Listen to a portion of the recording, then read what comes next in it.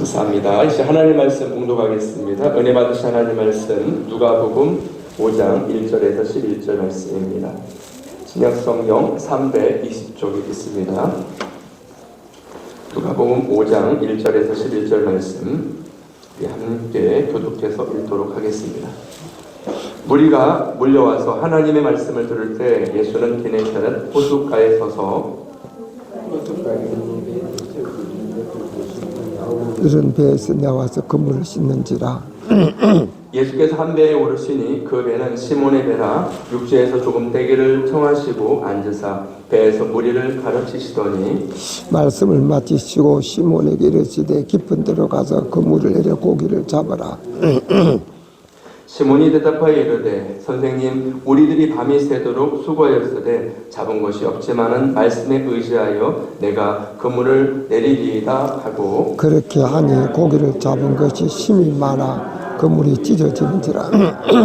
이에 다른 데에 있는 동무들에게 손짓하여 와서 도와달라 하니 그들이 와서 두 배의 체험에 잠기게 되었더라. 시몬 베드로가 이를 보고 예수의 무릎 아래 엎드려 이르되 주여 나를 떠나소서 나는 죄인이로소이다. 이는 자기 및 자기와 함께 있는 모든 사람이 고기 잡힌 것으로 말미암아 놀라고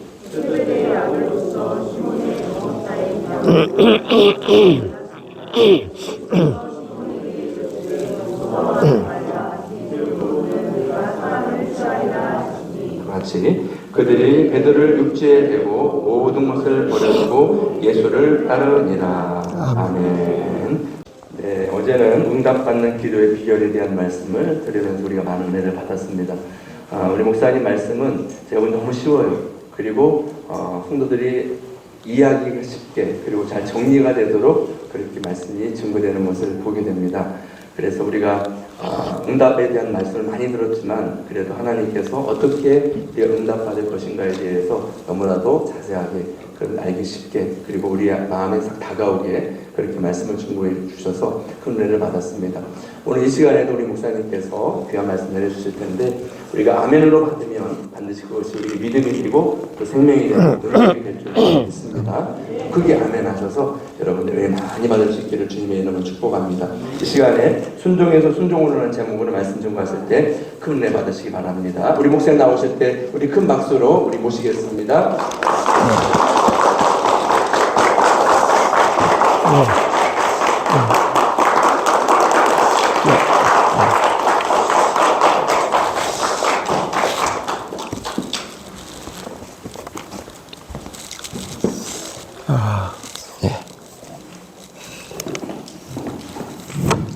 예, 감사합니다. 어제보다도 조금 더 나온 것 같죠? 어제 저녁에 나오셨는데 지금 안 나온 분 손 들어보세요. 그러면 어제 안 나오는데 오늘 나오시면 손 들어보세요. 아무도 없어요? 어제 안 나오는데 오늘 나오지 아무도 없어요? 전부 다 나온 분들이에요? 그러면 그분들만 오셨구나. 예, 감사합니다. 됐다. 우리 신정섭 목사님, 원정옥 사모님, 부흥회를 통해 모든 성도들 성령 받고 성령 충만한 경험을 하소서. 목사님의 소원인 같아요. 주님의 소원이고 제 소원이 우리 모두의 소원이죠. 예. 김태정 성도님, 예. 김종숙 성도님, 김영복 집사님 가정, 예, 참 귀한 분이죠. 예, 박민석 집사님, 네, 박문성, 예, 윤유량, 박주윤 온 가족 이름으로 또 예 드렸습니다. 정용헌, 이현주, 정용현, 예, 성도님 이현주 집사님, 저 태워준다고 늘 감사하죠. 아주 감사합니다. 예. 성령 충만, 주님 만나 주시옵소서. 역시 정용현 이현주 집사님 1,000번째 현금 드렸고, 역시 목적도 성령 충만이네요. 신승결 성도님, 그리고 신화평 성도님 예물 드렸습니다. 기도드리겠습니다. 하나님 아버지, 부흥의 둘째 시간에도 귀한 성도님들이 이렇게 은혜를 사모하는 마음으로 주님 앞에 나왔습니다. 사모하는 마음에 예비하신 은혜로 풍성하게 채워주시옵소서. 영혼의 만족함을 허락하여 주시옵소서. 우리 목사님 네 분이 그리고 성도님들이 자라게나 온 성도들 성령 충만하기를 기도해오고 소원해왔는데, 이번 성회를 통하여 우리 온 성도가 다 성령 충만하고 그 기도와 소원이 이루어지게 도와주시옵소서. 이는 은혜를 방해하는 사탄의 세력들은 예수 이름으로 쫓김받게 도와주시옵시고, 오직 정근으로 화답하며 성령으로만 충만한 시간 되게 도와주옵소서. 이전도 부족한 종이나 우리 모든 성도님들 성령 안에서 하나 되게 도와주시고, 말씀 안에서 우리 새롭게 빚어지게 도와주시고, 말씀 듣다가 생각이 바뀌고 마음이 바뀌고 인생관이 바뀌고 가치관이 바뀌는 예수 혁명이 일어나게 도와주시옵소서. 이 시간도 귀한 분들이 이렇게 정서린 감사 예물을 드렸습니다. 흠양하여 주시옵소서. 중심의 소를 이루어 주시옵소서. 영광받아 주옵소서. 예수님 이름으로 축복하오며 기도드리옵나이다. 아멘.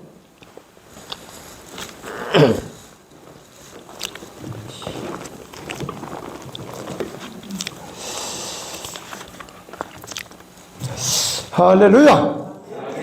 감사드립니다. 네.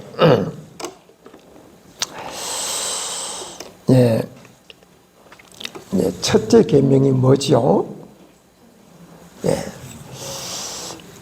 힘을 다하고 마음을 다하고 뜻을 다하고 목숨을 다하여 주 내 하나님을 사랑하라. 이제 첫째 계명이라고 지난번에 말씀드렸죠. 그런데 여러분, 지난번에 제가 와서 설교한 대로 그렇게 지금 살고 있죠? 네.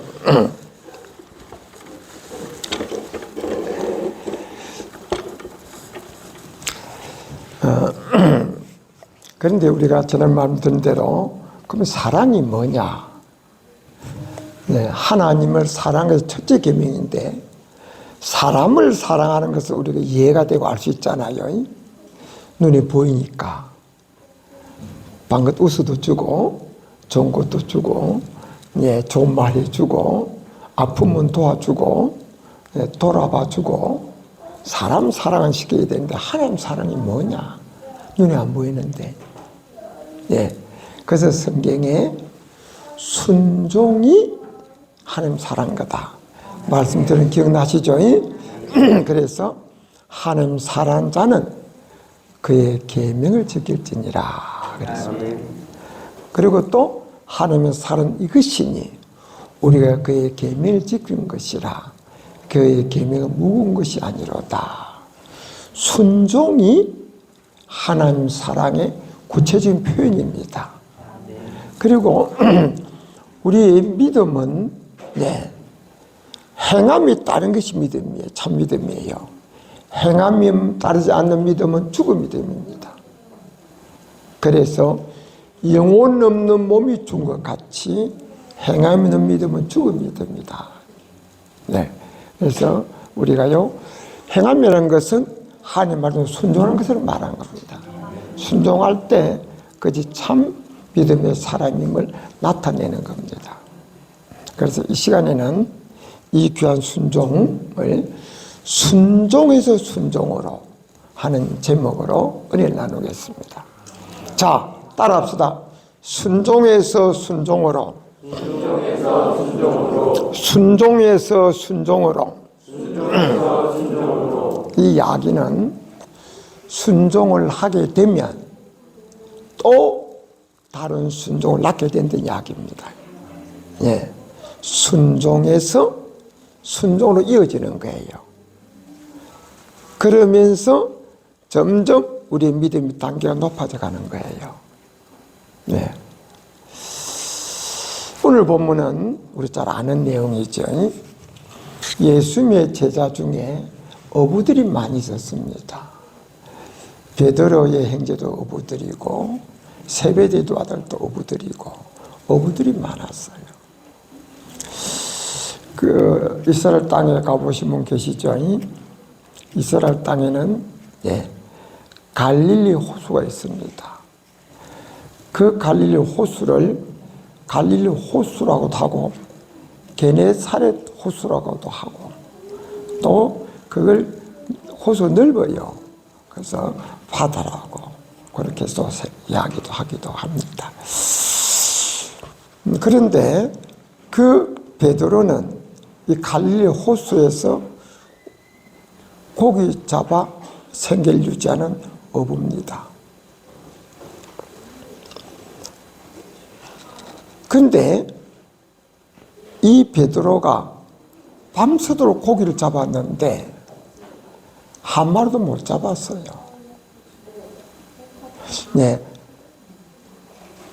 우리 뻥치도 공치도 있는 겁니다. 저는 낚시를 좋아하는데 어떤 데 가면 좀 잡기도 하고 어떤 데는 한 마리도 못 잡기도 해요. 그런데 밤새 한 마리도 못 잡았어요. 못 잡으면 본인이 몹시 피곤합니다. 마음도 그렇고 더 지치죠. 종일 장사를 하는데 손님 한 사람도 없었다. 그러면은 더 지치는 거예요. 그런데 밤새도록 고기를 잡았는데 한 마리도 못 잡았어요. 얼마나 지치고 피곤하겠습니까? 그러면은 이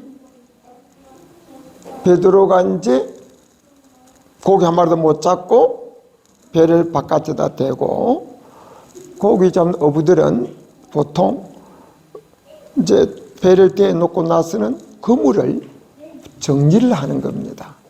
정리를 하고 그물을 받아내리고 그 그물을 올리면은 팔에도 끼고 뭐도 끼고 여러 가지 그래요. 그럼 그 그물을 깨끗이 정리를 해가지고 다음 날 이제 그 갈 때 다음번에 나갈 때 그냥 나갈 수 있도록 준비를 해놓고 집으로 가는 거예요. 그래서 배를 이제 해변에 대고 이제 그물을 정리를 하고 있습니다. 정리를 하고 있는데 예수님이 오셨어요.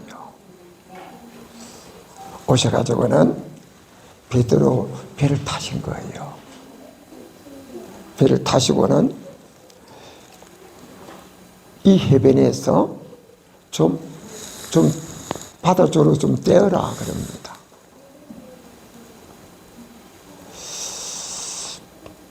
예수님이 왜 그랬겠습니까? 예수님이 우리가 아는 대로 33년을 있다 계셨는데 30년을 조용히 계시다가 마지막 3년 남짓을 공생애로 세상에 자기 모습을 드러내시고 한나라를 선포하시고 가르치시고 병자를 치유하시고 균도 쫓아내시며 많은 능력을 행했습니다. 그렇기 때문에 이 예수님 가는 곳곳마다 사람이 인산인해를 이루었어요. 이유는 예수의 말씀이 보통 사람 말씀과 달라. 그러니까 말씀 듣는 것도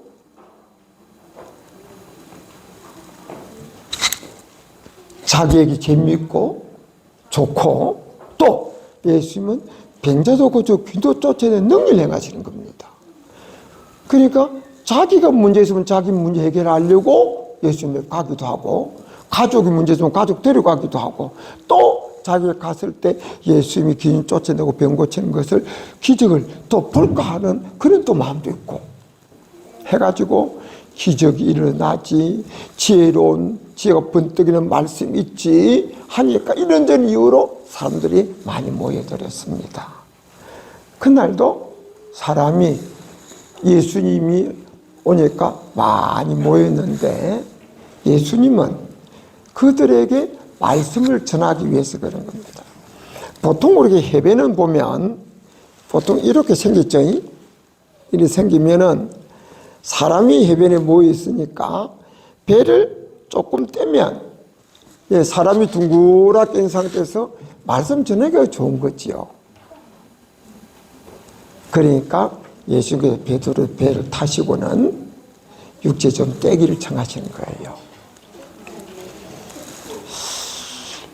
근데 그때 베드로가 순종을 하는 겁니다.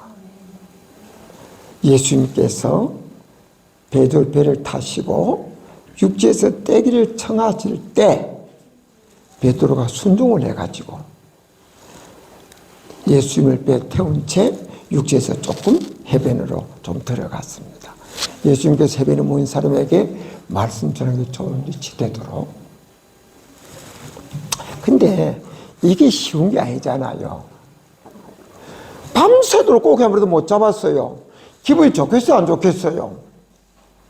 잘 모르겠어요? 밤새도록 고기 한 마리 못 잡는 헛수고만 한 거니까 기분도 안 좋고 몸도 피곤합니다. 졸리기도 하고 빨리 그물씨 넣고 집에 가서 쉬어야 되고 자야 돼요. 그런데 예수님이 자기 배 그냥 타주더니 육지 좀 떼라 그런단 말이죠. 밤새 고기를 못 잡아서 기분도 그렇고 그냥 피곤해 죽겠는데 내려! 그럴 수도 있잖아요. 예. 그런데 베드로는 그렇게 하지 아니하고 육지에서 배를 뗐어요. 순종을 했어요. 이 베드로의 이곳에 나오는 첫 번째 순종입니다. 왜 순종을 했을까? 왜 했겠어요? 자세히는 알 수 없죠. 성경에 자세히 기록 안 돼 있으니까. 근데 제가 생각할 때는 베드로가 예수님 소문을 이미 들었을 거예요. 그렇지 않겠어요? 그쪽에서 예수님 가는 곳곳마다 사람이 인사를 모이고 막 그런 소문이 막 쫙 퍼지지 않았겠습니까? 그러니까 그 예수님에 대한 소문을 이미 들었고 예수님에 대한 호기심이 있을 거예요. 자기도 예수님 말씀도 한번 듣고 싶어. 또 예수님이 모이는 곳에는 귀도 쫓겨나고 병도 고침을 받는다는데 자, 나도 한번 볼 수 있을까? 하는 예수님에 대한 소문을 이미 들었고 예수님에 대한 호기심이 피곤함에도 불구하고 예수님의 그 요청을 순종해서 육체 배를 떼지 않았겠나 하는 생각을 하게 됩니다. 그걸 안 했으면은 그럴 리가 없지요. 뭐 돈이나 많이 준다면 뭐 모를까. 뭐 지금 그런 기록도 없고요. 아마 그래서 육체 배를 뗐을 겁니다. 이게 쉬운 순종은 아니지만 베드로는 예수님께 순종해서 그렇게 합니다.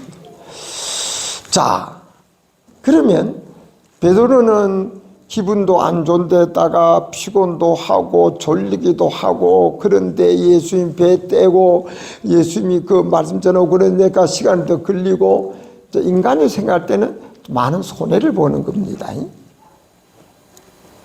그런데 동시에 배를 타고 예수님 자기 배를 타고 말씀 전하니까 그 배에서 예수님 전하는 말씀을 들을 수 있는 가장 가까이 들을 수 있는 그런 그 유익을 얻은 거예요.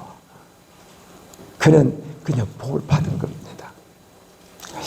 자, 예수님이 몇 시간을 말씀 전하는지 모르겠습니다. 성경 기록 안 돼 있으니까. 예수님 말씀 전할 때 사람들이 시간 가는 줄 몰랐어요. 하도 재밌게 하시고 아주 뭐 그냥 지혜가 넘치는 말씀 하시니까. 그런데 예수님 말씀을 다 마치고 나더니 예수님이 베드로가 밤새 고기 한 마리 못 잡으면 이미 알고 계실 겁니다. 피곤한 줄 알고 계실 겁니다. 근데 자기 말에 순종해서 배를 떼가지고 그 배에서 해변에 모인 많은 사람들에게 말씀 전할 수 있는 기회를 줬다. 이 사람이 베드로가 말이죠. 네가 앉아서 뭐 베드로고 고맙지 않겠어요? 또 미안하기도 하겠고요. 그렇죠? 그래서 그랬는지 예수님께서 베드로 그러는 겁니다. 시몬아. 베드로를 시몬이라고 베드로 하는데 시몬 베드로거든요. 시몬아. 그물을 깊은 데로 내려 고기를 잡으라 그러시는 겁니다. 근데 이 두 번째 예수님의 명령에 베드로 또 순종을 하는 거예요. 근데 그 순종이 쉬운 게 아닙니다. 왜 안 쉽냐면은 이미 그물을 정리를 했어요. 뿐만 아니고 고기 잡는 베드로가 전문가입니다. 어부다면 어부. 그 어부로 하고 있는 어부입니다. 전문가입니다. 낮에 고기 잡다 보면 낮에 잡지 왜 밤새워 잡겠어요? 그게 낮에는 고기를 잘 안 잡힌다 그렇지. 그러니까 밤새워 고기를 잡는 겁니다. 그런데 낮인데 그물을 내려서 고기 잡으러 오는 겁니다. 그는 자기가 아는 상식과 안 맞는 거예요. 그 다음에 또 예수님이 하신 말씀이 나이뿐만 아니라 깊은데 그물 내려 고기를 잡으러 오는 겁니다.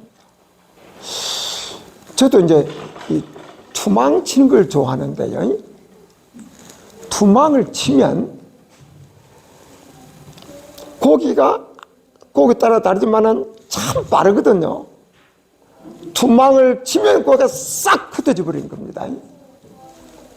그런데 물이 깊으면 고기가 도망칠 수 있는 공간과 시간 여유가 많이 생기는 거예요. 그러니까 물이 얕은 곳에는 도망갈 이유가 없을 수도 있는데, 그런데 깊은데 그물 내리면 고기가 다 도망쳐 버리는 겁니다. 그게 잡기 어려워요. 근데 자기 상식으로 생각할 때는 이게 안 맞는 거예요. 낮이고요. 깊은데 그물 내리고요. 그럼 고기를 잡는다는 게 자기 상식이 안 맞는 겁니다. 근데 베드로가 순종을 하는 거예요. 순종하면서 이런 이야기를 하는 겁니다.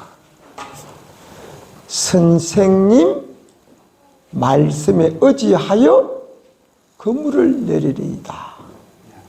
이 두 번째 순종이에요.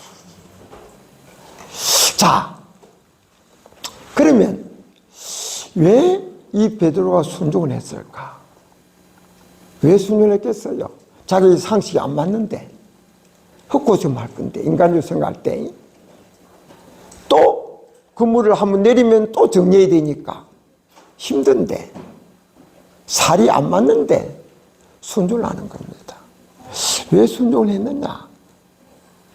그 이유는요, 자, 예수님이 자기 배에서 말씀을 전할 때 그 같은 배에서 가장 가까이서 예수 말씀을 직접 들었지 않습니까? 그때 베드로가 쉽게 말하면 감동을 받은 거지요.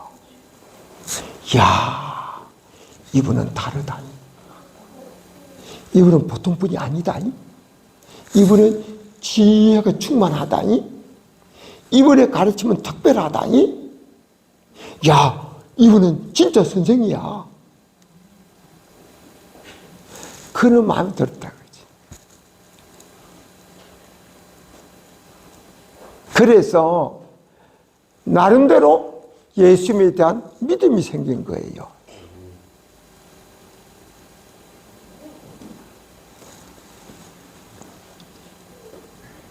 야, 이분은 달라. 그래서 베드로가 금을 내리겠다고 말할 때 예수님을 호칭하기를 선생님, 말씀 의지해서 금을 내리리다.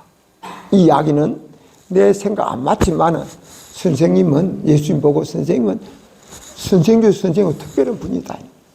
그래서 내가 내 상식에 안 맞고 내 말 안 맞지만은 선생님 말씀 의지해서 금을 내리겠습니다 하고 금을 내리는 거예요.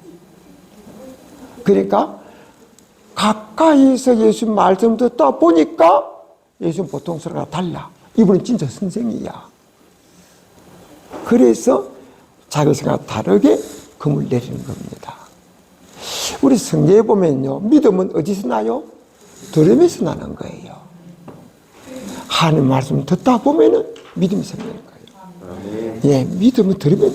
그래서 여러분 예배 때 날 와서 하나님 말씀 들을 때 믿음 생기고, 특히 부흥회 같은 데는 집중적으로 계속 와서 말씀만 듣다 보니까 믿음이 더 또 굳어지고 더 크게 생길 수 있는 겁니다. 믿습니까? 근데 요즘은요, 예배도 그냥 우리 뭐 세종로 교회는 예배 시간이 어떤지 모르겠는데 그냥 설교와 여자 스카트는 짧을수록 좋다. 그래가지고 막 전부 다 설교가 점점 짧아져요. 예. 사람들이 그걸 좋아하는 겁니다. 길면은 시간 걸리니까, 자꾸 그러니까. 그래서 점점 설교 짧아져가지고 1시간 내로 그냥 기계처럼 마치는 교회가 많아요. 설교도 20분 한다, 25분 한다. 근데 이제 꼭 뭐 설교를 오래 한다고 해서 은혜 받는 건 아닙니다만은, 우리 주님께서 그렇게 설교를 짧게 하라고 원하실까요? 우리 주님이 말씀 전할 때 그렇게 짧게 전한 게 아닙니다. 예수님이 말씀 전할 때 어떤 사람이 많이 모였는데 하도 말씀을 오래 전하고 오래 듣다 보니까 그냥 가면은 뭐 줄일까 싶어서 먹을 걸 주라고 할 때도 있잖아요. 또요, 우리가 말씀을 들어도 부흥회 때는요, 부흥회 때 하는 설교나 목사님이 줄 예배 때나 또는 수요일에 하는 설교는 똑같은 성경 가지고 하는데, 부흥회 때는 우리들이 부흥회 때니까 시간을 좀 많이 가지고 설교할 거다. 이걸 미리 그렇게 생각하고 오시는 거예요. 생각 오시니까 내가 1시간 하고도 2시간 해도 부흥회니까 하고 잘 듣습니다. 그런데 일반 예배 같은 데는 30 넘어가면 목사님 또 기도 설교. 그러면 더 들으려고도 안 하는 겁니다. 이게 문제예요. 부흥회 때 같은 데는 그렇게 똑같은 이야기를 하면서도 여러분 이야기시게끔 감정도 섞어서 하니까, 예, 시간 가지고 이제 이게 시간을 가지고 모를 수도 있지만은 그게 자꾸 깨달아져 은혜가 되는 거예요. 근데 짧게 하려고 하게 되면은 그런 이 말씀을 보다 더 효과적으로 깨닫도록 뒷받침해 주는 그런 예화 같은 거, 간증 같은 걸 효과적으로 할 수도 없어요. 그러니까 그냥 예배가 그냥 기계처럼 그냥 그렇게 진행되는 거예요. 그 예배 드렸다는 거지 감동을 받고 은혜를 받는 것이 많지 않을 수가 있어요. 근데 이 베드로는 예수님 옆에서, 예수님이 그때도 30분 안 전했을 거예요. 적어도 한 2-3시간 전했을 거예요. 내 생각할 때. 그러니까 예수님께서 미안해서 그냥 빈손으로 돌려보내 그래서, 예, 고기 잡아라 그랬을 것 같아요. 그러니까 어쨌든 말씀은 들으면서 난다 그죠. 그러니까 그 말씀 듣다가 그냥 믿음이 생긴 거예요.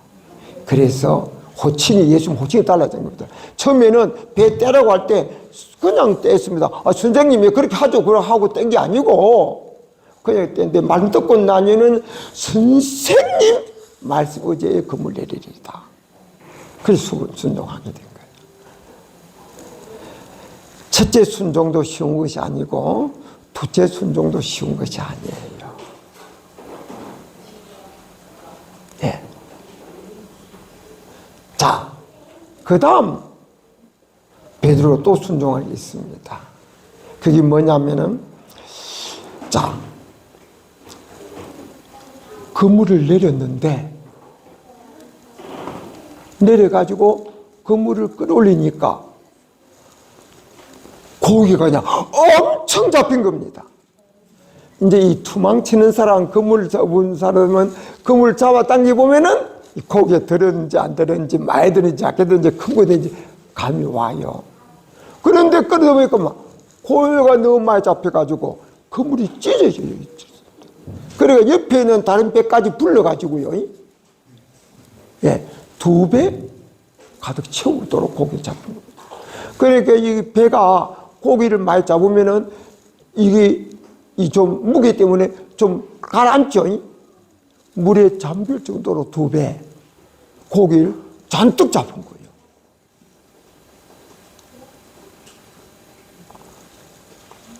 그러니까 베드로가 얼마나 놀랐겠어요.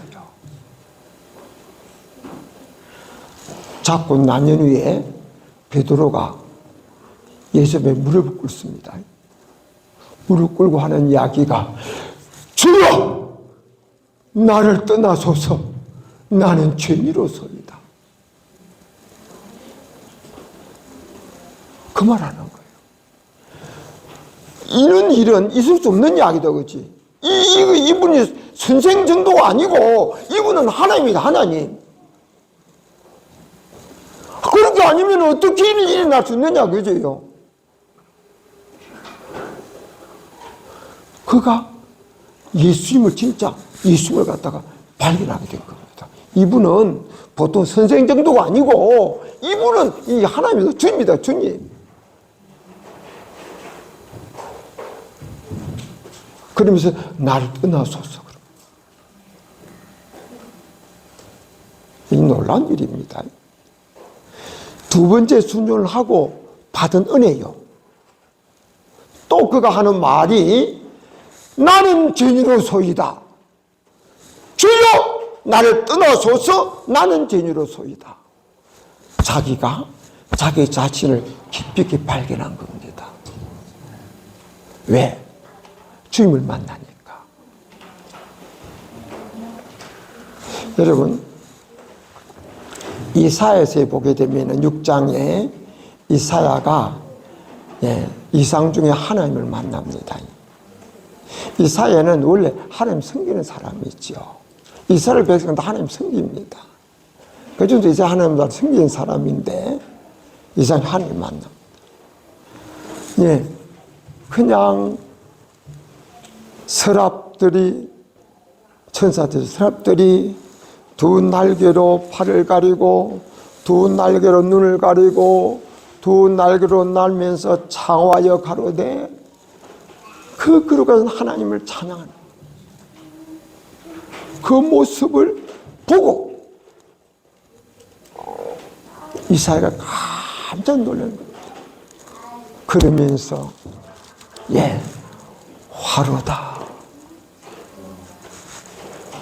나는 죄인 중에 가면서 그가 하나님을 벽스미로다 하고 자기 죄를 깨닫고 자백하는 거예요. 우리가요, 교회를 다녀도 하나님 깊이 만나기 전에는 자기가 참으로 죄인이라는 것을 깨닫지 못합니다. 우리 교회 다니는 사람이 뭐 특별히 나쁜 짓 하나요? 다 거기서 그게 아닙니까? 그건 자기 죄를 깊이 깨닫지 못합니다. 그러나 주님을 깊이 만나면 세상에서 내가 가장 큰 죄인 같아. 내가 내 죄를 깊이 깨닫는 겁니다. 남의 죄는 내가 모르잖아요. 내가 내 죄를 깊이 깨닫게 돼요. 그래서 이사야가 하나님 만날 때 자기 죄를 깨닫는 거예요. 마찬가지로 이 베드로가요, 그 두 번째 순종해서 하는 그 과정 속에 금을 끌어오고 그 과정 속에서 그 결과로 두 번째 순종 결과로 예수님이 보통 선생이 아니고 하나님이다. 이것을 그가 깨닫고 호칭이 선생님에서 주여 호칭을 받기 뿐만 아니고 나는 죄인으로소이다. 날 떠나소서 하면서 그 앞에 무릎 꿇는 거예요. 그러니까 주님을 깊이 만나면서 주님을 깨닫고 그리고 주님 깨달으니까 자기가 주인이라는 것을 깨달은 거지요. 이것은 놀라운 은혜입니다. 놀라운 은혜입니다. 그가요 이 은혜도요 주님의 말씀에 순종하지 않았으면 그는 이 은혜 못 받지요. 아니 피곤해 죽겠는데 상식이 당신이 어부요? 고기 잡는 내가 전문가요. 아이 그 되는 소리를 해야지 이 대낮에 깊은데 그물로 고기 잡으라고요? 그럼 말이 됩니까 그거? 그리고 자기 생각 앞세워서 자기 경험 앞세워서 자기 지식 판단 앞세워서 순종 안 했으면 이는 은혜를 경험 못하죠. 순했기 때문에 이는 은혜를 경험한 겁니다.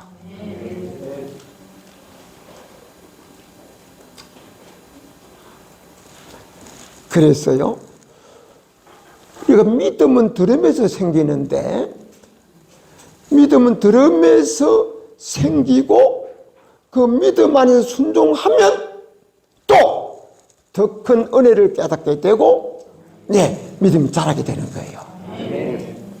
근데 왜 우리가 믿음이 못 자라냐면은 가장 큰 이유는 순종을 안 하는 겁니다. 우리가 모르는 게 있나요? ABC 다 알잖아요. 지난번에 이야기했죠. 복 받는 이야기했죠. 주일 성수, 온전한 11조, 주의 종선대, 부모 공경, 뭐 예를 들면 주는 거 있는 거 다 아는 거잖아요. 기본이잖아요. 기본. 몰라서 안 합니까? 다 알지. 아는데 순종하지 않는 거예요. 순종하지 아니하니까 믿음이 자라지 않는 겁니다. 왜 순종하지 않습니까? 내 생각, 내 판단, 안 맞다 그지. 순종해서 받을 복은 당장 눈에 안 보이고 나가는 것은 당장 눈에 보인다 그지.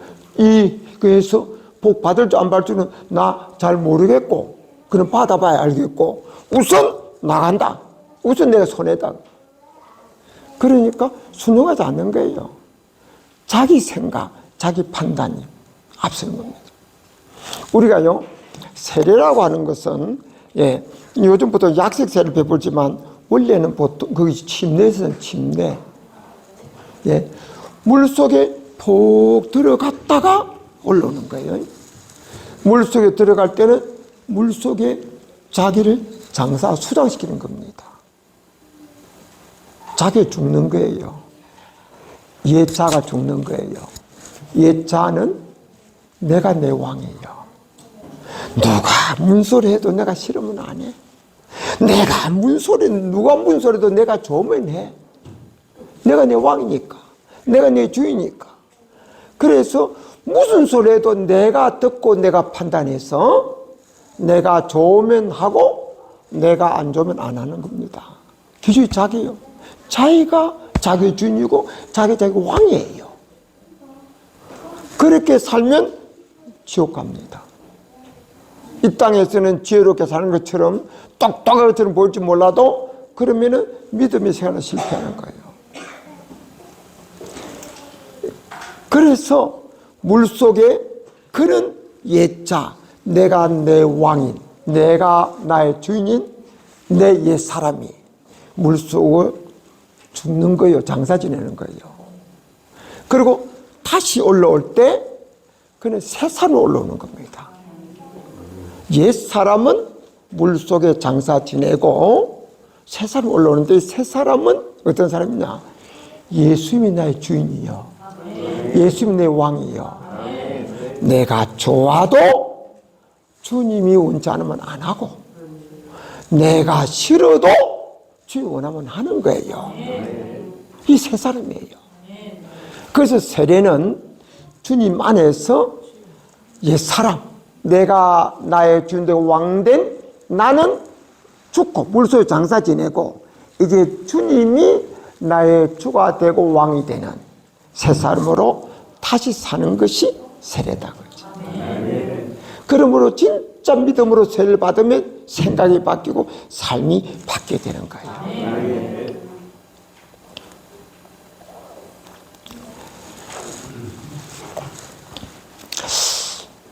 네. 저는요, 전에 제가 말씀드린 대로 대학 66학번인데 66년 또 1학년 때 중병이 들어가지고요. 1학년 마치고 휴학을 했어요. 67년 또 헤매고 다니다가 자살도 생각하다고 헤매고 다니다가 네 발로 교회를 찾아갔어요. 그래서 67년 또 올 말경입니다. 붕에 있었어요. 그 붕에서 주님을 깊이 만난 겁니다. 깊이 만나고 며칠 울었어요. 그 주님을 깊이 만나고 나니 저는 몇 가지 변화가 있었습니다. 한 가지 변화는 방황, 갈등, 고민, 고뇌, 자살 생각하던 사람이 육체의 병 그대로 환경이 바뀐 지 하나도 없는데 기쁨, 감사, 긍지, 소망의 사람으로 마음이 바뀌어버린 거예요. 그 다음에 또 주님을 깊이 만나고 난 이후의 변화는 그때부터 새벽기도 나갔어요. 오늘까지. 또 주님을 그때 깊이 만나고 난 이후의 변화는 그때부터 오늘까지 기쁨으로 온전한 11조 되신 겁니다. 아깝지 않아요. 11조 안 드렸다고 해서 내가 부자 살고 10조 드렸다고 해서 내가 못 삽니까? 아니 아무리 부자 살아도 하나님부터 도둑으로 들어가도 부자 살면 못해요. 그러니까 늘 기쁨으로 온 11조. 또 한 가지는 부족하지만 한 영혼에 살자. 그 마음이 늘 속에 가득하죠. 또 한 가지는 내 주인은 주님이시다. 이 생각이 아주 절두철미합니다. 그래서요, 제가 교회를 개척한 교회에서 41년 목회하다 은퇴했는데 그 이유도요, 나 개척한 교회에서 평생 목회하려고 마음먹고 작정한 거 아닙니다. 아닌데 내가 목사 안수를 받고 2층에 새들어 있는데 수요일날 어떤 낯선 신사가 왔더라고. 예배를 마치고 집에 가려는데 전화가 왔어요. 우리 어느 교회 장로인데 좀 뵐 수 있겠습니까? 그래 가서 뵀더니 쉽게 말하자면 청병을 온 거예요. 이 두 분이 하는 이야기가 우리는 담임 목사 청병의 정권을 받았습니다. 두 사람이 그리고 새 교회를 가보기로 하고 교회를 출발했습니다. 그런데 제일 먼저 수련교회로 왔습니다. 목사님, 저희 교회 가시지요? 그 이야기예요. 저는요, 그분들이 3일 금식기도하고 출발했대. 두 장로님이. 나 그 소리 듣고 그분하고 같이 그분 교회 가서 목회하고 싶더라고. 우리는 2층에 세대를 했지만은 그분은 교회는 건물도 있고 뭐 그냥 대우가 이거 뭐 우리하고 뭐 완전 다르죠. 근데 제가 그분 보고 그런 이야기 했습니다. 교회는 주님의 교회니까 내가 떠나도 교회는 또 될 겁니다. 그러나 아직도 성전도 없고 당회도 없는데 혹시 흩어지면 어떻게 됩니까? 저는 주님께 기도해 보겠습니다. 주님의 뜻이라면 갈 수 있고 주님의 뜻이 아니라면 아무리 좋아도 저는 갈 수가 없습니다. 그렇게 했어요. 그리고 이제 이분이 이제 다른 두 교회로 가보고 나서 또 전화가 왔어요. 목사님, 저희 교회 오시지요. 그런데 제가 며칠 기도하는데요. 하나님이 가라고 하는 마음을 안 주시는 거예요. 뭐 귀에다가 가라, 가지 말아라. 그는 음성을 안 들려준다 할지라도 갈 때가 됐냐 뭐에다 하는 마음도 주셔야 되는데 그런 마음을 안 주시는 거예요. 나는 하나님의 종이다. 하나님 나를 부르셨고 하나님이 수증기를 세우게 하셨다. 내 주인, 내 왕은 주님이시다. 그러면 떠나려면 주님의 뜻을 여쭤봐야 될 거 아니냐. 뜻을 여쭤보는데 그런 마음을 안 주시는 거예요. 그래서 죄송합니다. 하나님께서 그런 마음을 안 주시네요. 그럼 못 갔어요. 그 다음에 첫 성전을 10주년 때 530회인가 첫 성전을 건축 입당을 하고 그 다음에 이제 또 교인들이 몇백 명 모이고 있었어요. 그런데 어느 주일날 예배를 마치고 났는데 우리 교회 부교육자가 나보고 목사님 조학장 오셨습니다. 옛날에 유명한 서울신대 조동남 박사가 옛날에는 신학대학 학장이었어요. 요즘 총장이지만 그분이 오셨다는 거예요. 나는 교인들이 좀 몇 배 앉아있으니까 그분이 온 줄 몰랐어. 그래서 내가 얼른 모시라고 내 방으로. 그래서 모시고 왔어요. 아니 학장 웬일이십니까? 그분은 저를 논문도 주도해 주셨고 저를 아껴 사랑해 주셨어요. 그래서 이분이 대뜸 하시는 말씀이 조 목사 어느 교회로 옮기지 그러는 거예요. 이분이 나를 그 교회로 청빙하게 하려고 마음을 정하고 주변에 다 그렇게 했겠죠 하고 이제 그래도 한번 목회는 한번 본다고 우리 교회 왔던 것 같아요. 그런데 그 교회는 역사도 있고 우리 교회 그 비교도 안 되는 그런 교회예요. 근데 그때도 똑같이 저 기도해 보겠습니다. 왜? 나의 왕은 내가 아니다. 주님이다.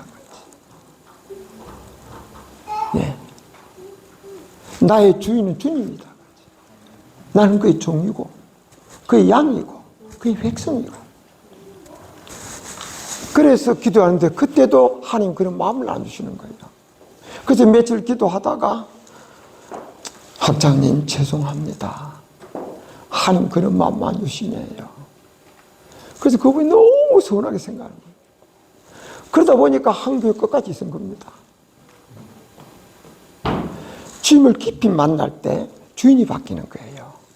주인이 바뀌는 거예요. 그런데 오늘날 우리가 왜 신앙생활을 승리 못하느냐? 주님을 깊이 만나지 못해서 그래요. 교회 다니면서 이거 들어서 하나님 말씀 알면서도 역시 여전히 내가 주인이에요. 내가 내 왕이에요. 그래서 하나님 말씀 들어도 내가 판단하고 생각해서 내가 좋으면 하고 내가 안 좋으면 안 하는 거예요. 주인이 안 바뀐 거야 아직.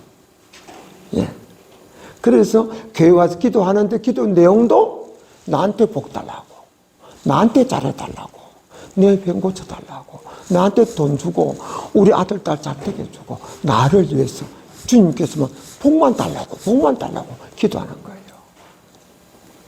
그런데 주님을 깊이 만나면 그는 기도도 하지만은 내가 주님을 위해서 무엇을 하오리까? 주님이 원하신 일 그걸 깨닫고 이룰 수 있도록 힘을 달라고 기도하는 거예요. 인차하겠습니다. 여러분 이번 부흥회 때요 주님을 깊이 만나시기 바랍니다. 만나서 나는 죄인이다. 우리 예수님은 나의 주다. 하나님이다. 이걸 깨닫는 은혜가 되기를 바랍니다.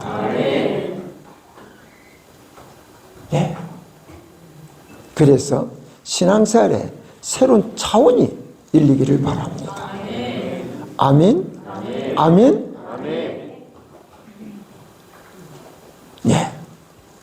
그래서 베드로 베드로는 이 두 번째 순종으로 인해 가지고요, 예, 그런 은혜를 누리게 된 거예요. 그 다음에 베드로의 세 번째 순종이 나오는데, 이 순종은 뭐냐면요, 예, 예수님께서 무수하지 말라. 내가 이제부터 사람을 취하리라 하면서 너는 나를 따르라 그러는 겁니다.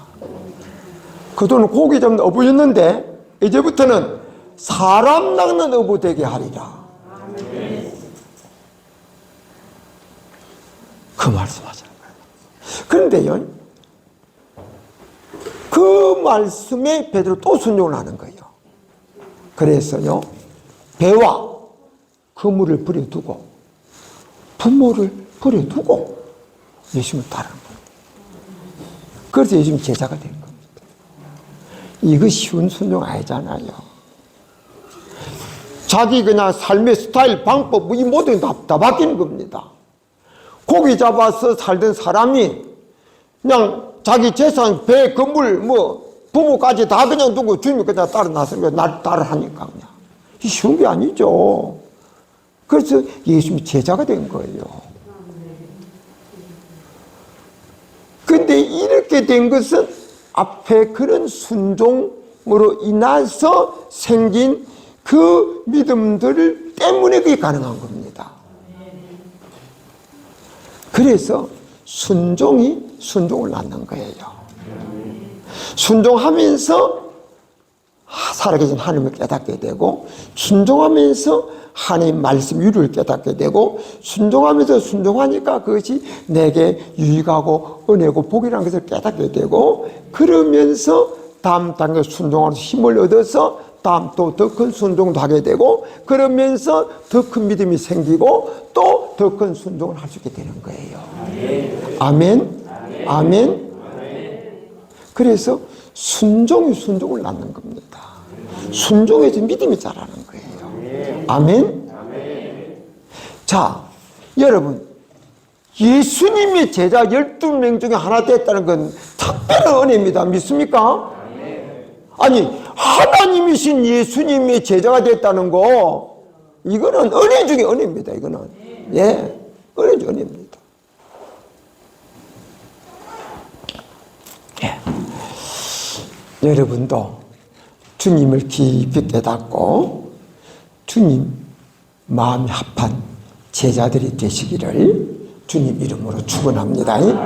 아멘. 예. 그리고 내가 아무리 좋아도 주님이 원치 않으면 하지 않고, 내가 아무리 싫어도 주님이 원하면 하고, 예, 그런 주님이 나의 주가 되고 왕이 되는 그런 제자들 되시기를 주님 이름으로 축원합니다. 그것이 이제 세 번째 순종입니다. 자, 마지막 한 가지 순종만 더 이야기합니다. 그것은, 예,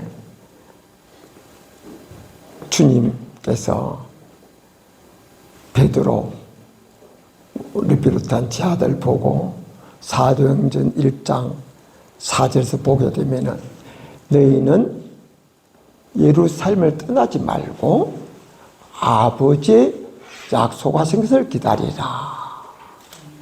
요한은 너에게 물로 세례를 베풀었으나 너희는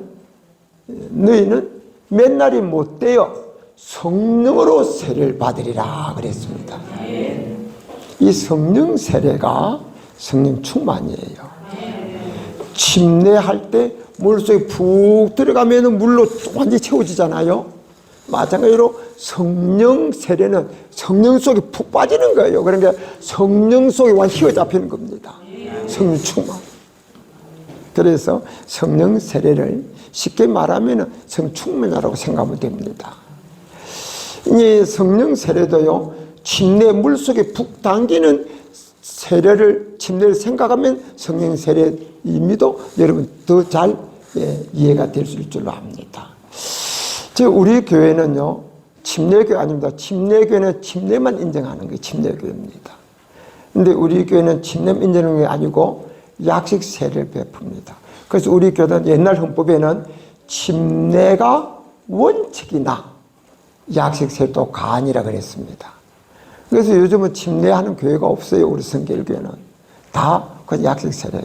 근데 저는 성전 지을 때 아예 성전 강단에다가 침례조를 만들었어요. 아니 우리 교단에서 침례하라고 침례만 인정한다 그거 한 게 아닌데 다 약세를 베푸는데 전 침례조를 만들었습니다. 왜? 그것이 성도들에게 세례의 의미를 보다 더 분명하게 심어주는 거다. 예. 그래서 전에 교회는 이 강단 이 밑에 이 침례조를 만들었고 이제 인천에서 교회 새로 질 때는 본당이 아니고 이제 교육관 저 아래 작은 예배실 강단에다가 만들어놨어요. 그리고 우리 교회는 침례합니다. 하고 건강 문제나 이런저런 이유로 침례 받을 수 없는 사람은 약식세를 해줍니다. 그런데 다 침례 받으려고.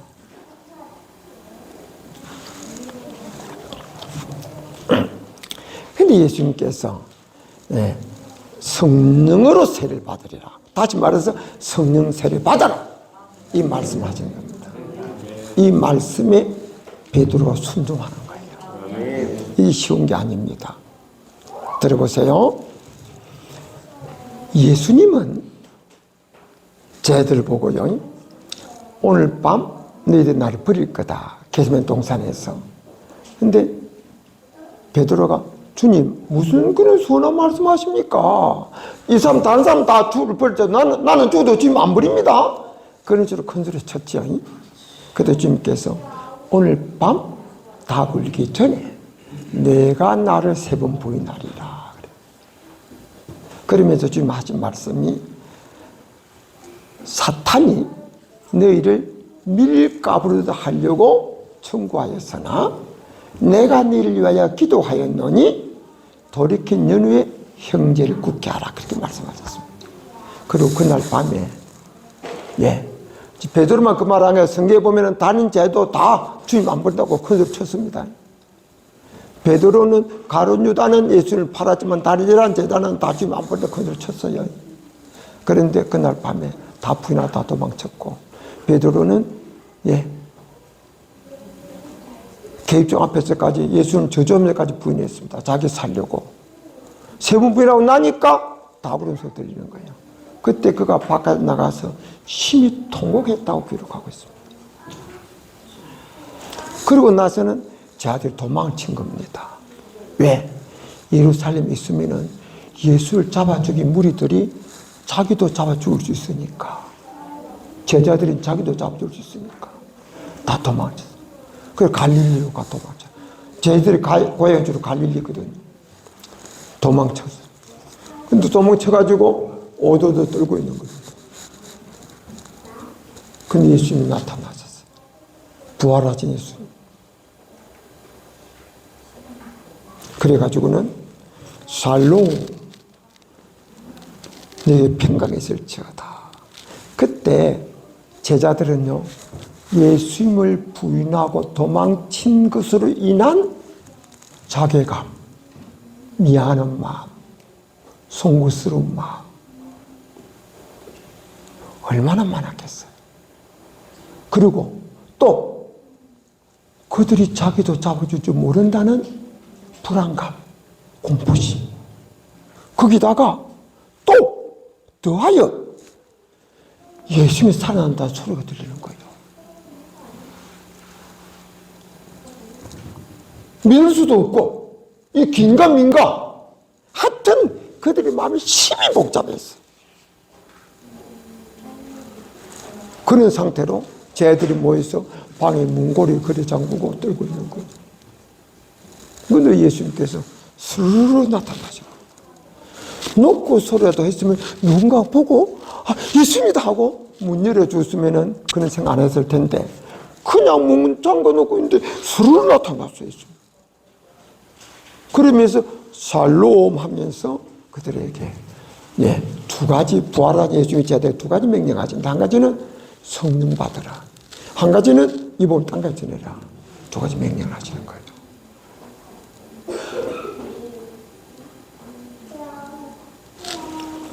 그리고 예수님이 감람산에서 성천하는 겁니다.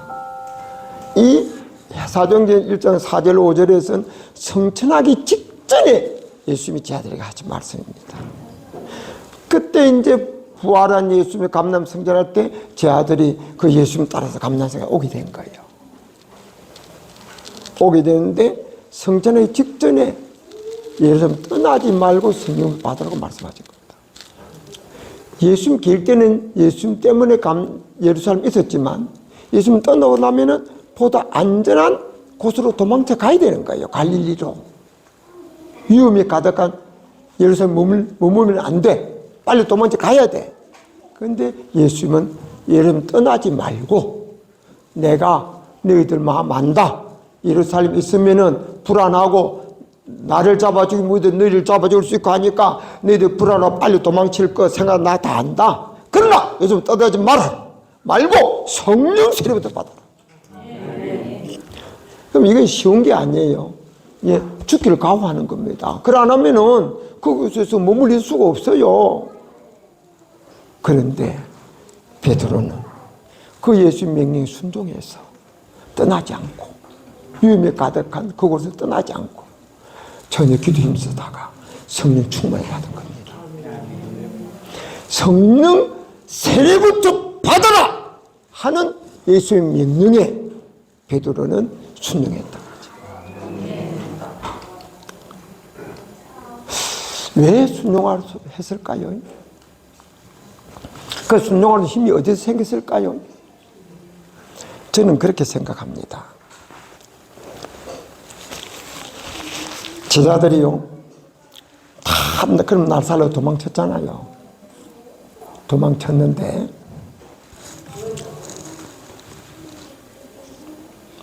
예수님이 부활하고 난 후에 예수님이 살아생전에 내가 죽고 남은 사흘 만에 부활할 것이라고 제자들에게 이야기했어요, 안 했어요? 이야기했습니다, 미리. 그런데 제자들은 그걸 염두에 안 뒀어요. 안 두고 제자들의 생각은 예수님이 지혜 충만, 능력 충만, 오병의 기적을 행하지, 무리를 걸어가지, 죽은 사람 살리지, 이런 예수님이 그 당시 이스라엘은 로마 제국의 식민지였어요. 예수님 이 능력 가지고 성군, 이스라엘 자랑하는 다윗 왕의 후자손으로 예수님이 오셨어. 그가 이스라엘을 독립시키고 다윗 같은 성군이 될 줄로 생각한 거죠. 임금 될 생각한 거죠. 그저 제 아들의 소원이 뭔지 아세요? 제 아들의 소원은요, 예수님이 왕 될 때 높은 자리 차지하는 것이 제자들의 소원이었어요. 그래서 세베대 아내가 와서 주의 나라 임하실 때 우리 아들 하나는 오른편에 하나는 왼편에 두사이다. 그리고 이야기합니다. 이 이야기는 예수님 당시 왕 될 때 우리 아들 하나는 좌의정, 하나는 우의정 시켜주십시오. 그 뜻입니다. 제 아들이 길에 가다 자주 다투어요. 다툰 이유가 뭘까요?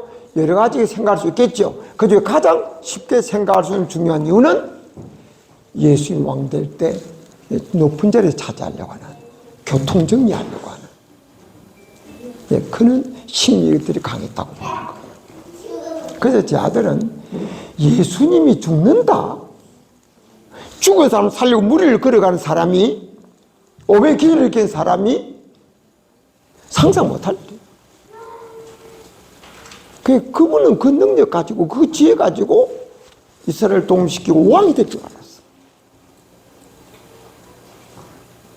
그래서 죽을지라도 주님 안 버립니다고 큰 소리 친 겁니다. 그런데 그 예수님이 힘이 잡히고 죽고 나니까 모든 것이 무너지면서 다 그러면 나서 도망쳐버린 겁니다. 그런데 이 예수님이 삶을 다시 살아나간 뿐만 아니고 40년 머물러 계시면서 예수님이 예수님 자신의 부활을 제자들이 확실히 믿도록 만들어준 겁니다. 처음에는 수로 나타나니까 유령으로 생각했어. 그때 12제자 중에서 간유다는 예수님 팔고 자살했고, 그 다음에 11제자 중에 간유다는 그 자리에 없었고 10제자 있었는데 예수님 나타나죠. 그때 제자들이 간유다에게 우리 예수님 만났다고. 그러니까 간유다 뭐라고 합니까? 도마가 뭐라고 합니까? 웃긴 소리 하지 말아라. 말하라고 해 그거? 나는 창자국 만져보고 손에 못잡 만져보기 전에는 못 믿어. 예수님의 부활을 유령으로 생각한 겁니다. 그걸 예수님께서 하시고 도마가 이제 나타나셨어. 도마야, 이리 오너라. 내 손을 내밀어 내 옆구리에 창자국을 만져보고 내 손에 못자국을 만져보아라. 그때 도마가 내 주, 내 하나님의 신이라고 고백합니다. 그러면서 예수님이 하신 말씀이 유령은 살과 뼈가 없지만은 인자는 있느니라. 그런 말씀입니다. 부활체는 시공간의 제한을 받지 않습니다. 그러니까 쑥 나왔다 쑥 사라질 수 있어요. 그런데 그랬으니까 처음에는 유령을 생각한 거죠. 근데 예수님께서 제 아들 만나가지고 말씀을 가르쳐서 가슴 뜯게도 만들어주고, 예수님께서 또 보라, 예수님께서 고기 잡아라, 배 오른배인데 그물을 던져 고기를 잡아라, 고기가 백신 3마리 잡히지. 그리고 예수님께서 그냥 보는 데서 먹을 것도 주시지, 잡수기도 하시지. 여러 차례 나타나서 자신의 부활을 제 아들이 확실히 믿도록 만들어준 거예요.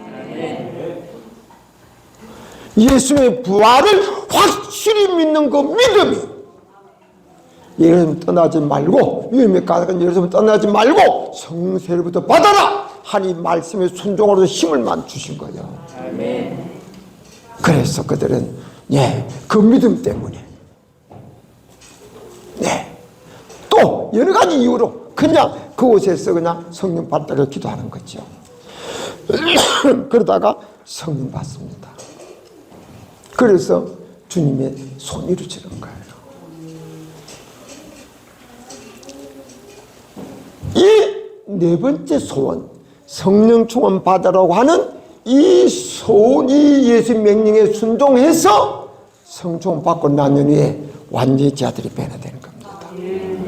성충 받기 전에는 주인이 바뀌고, 예수님이 보통 선생이 아니고 하나님이고 다 알았지만은 막상 평소시에는 그렇게 믿고 큰 소리 칠 수 있었는데 상이 다급해지고 자기 죽을 파야 되니까 자기도 모르게 그냥 부인하고 도망친 겁니다.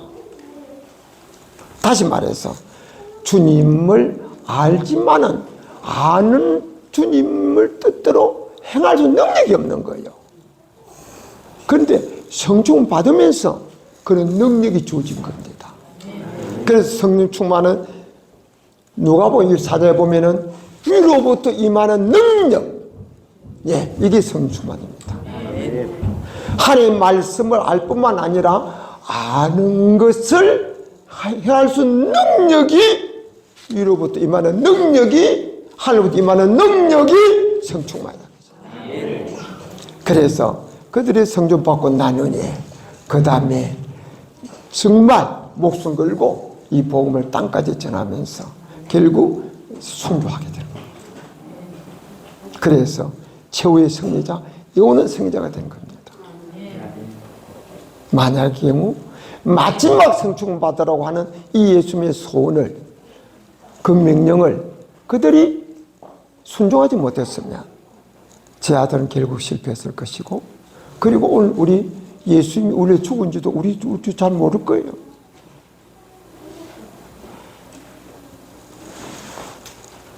여러분, 오늘 베드로 4가지 순종을 제가 말씀드렸습니다. 배를 육지에서 떼어라. 깊은 데 그물 내려 고기를 잡으라. 나를 따르라. 그리고 성령 세례부터 받아라. 네 가지 명령에 순종합니다.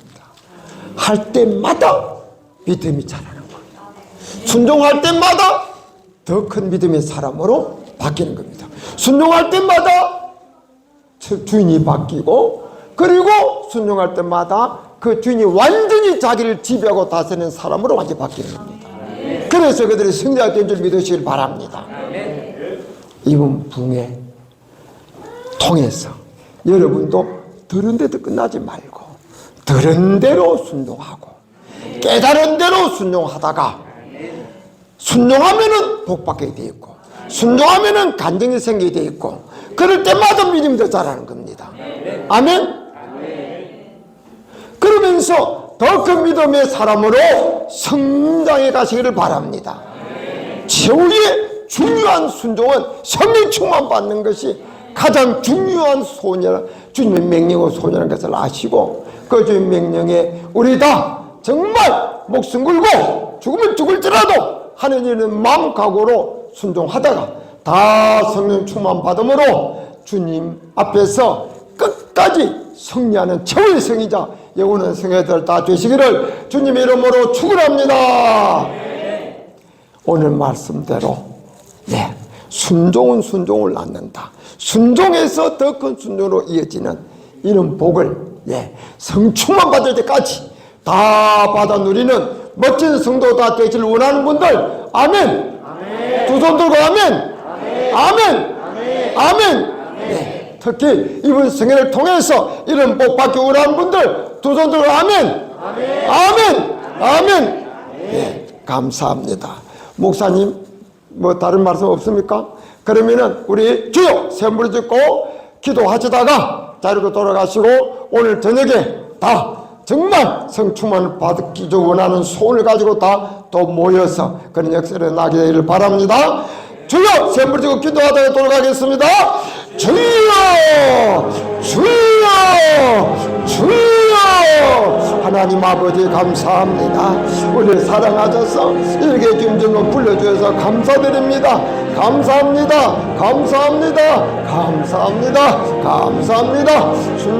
순종을 낳습니다. 순종에서 다음 단계 순종으로 이어집니다. 순종하면서 믿음이 자랍니다.